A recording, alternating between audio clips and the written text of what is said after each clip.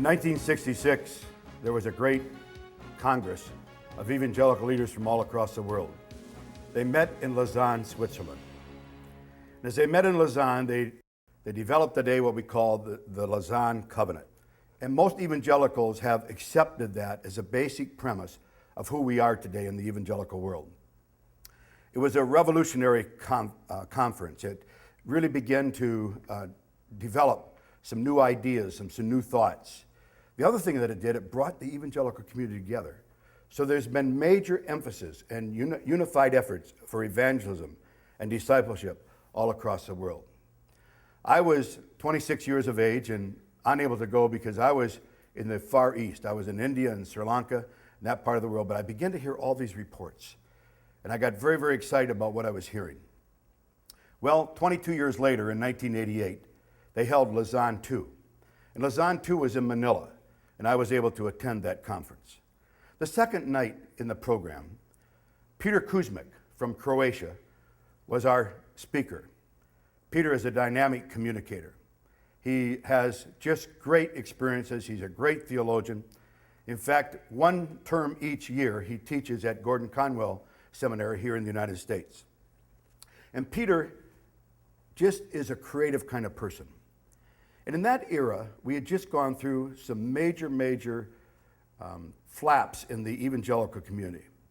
The reason for that was the Jimmy Baker story and the Jimmy Swaggart story had just broken. And there was a lot of turmoil. The evangelical world was really being put down, and not being faithful and not being consistent in the media and a variety of other aspects. Came time for Peter to speak that second night. I noticed that there was just the podium and a single chair on the platform. And as Peter entered onto the stage, he came to the mic, he hesitated for a few seconds, he looked at the crowd, and he said, "Charisma without character equals catastrophe." He let a few seconds settle, and then he said, "I said, charisma without character equals catastrophe." And he turned around and sat down in the chair behind him. And for the next 5 to 7 minutes, there was silence. Silence from the microphone. But all at once, I began to hear out of that crowd of about 1,200 leaders, people pray. Others begin to weep. And the Spirit of God moved through that auditorium. See, it's not always the amount of words you communicate. It's what you say.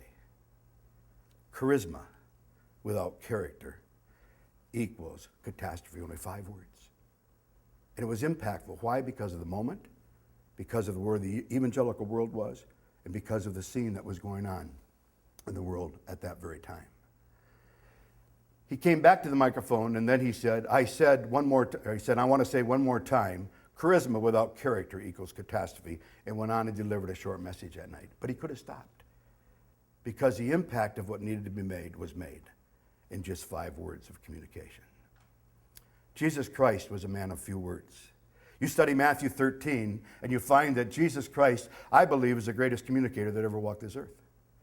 And as a result of that, we see many things here. He used examples, he used principles, he used short statements, he used a variety of stories that were relevant to the day to communicate the message. And as a result of that, we know beyond a shadow of any doubt that what he said was very, very potent. It's been recorded. It's affecting us now, 2,000 years later, from everything that he taught.